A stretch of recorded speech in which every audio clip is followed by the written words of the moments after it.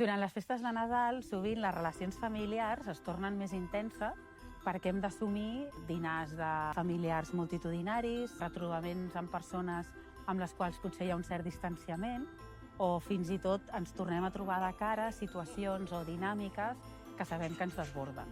En aquests casos, com en d'altres, el que és essencial és que puguem practicar i entrenar l'assertivitat, que no vol dir que ho hàgim d'aguantar tot, sinó que ens ajudarà a establir relacions amb respecte i més clares.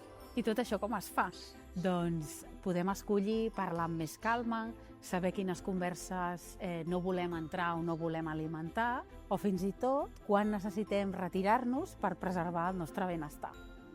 Per tant, l'assertivitat ens permet protegir-nos sense generar conflictes innecessaris, comunicar-nos des de la calma i establir la distància emocional que necessitem, en concret amb aquelles persones que ens fan mal o que ja sabem que es traspassen els límits. Celebrar el Nadal, per tant, no vol dir renunciar a nosaltres mateixos, sinó que vol dir poder ser-hi amb coherència, cuidar els vincles amb els altres i amb nosaltres mateixos.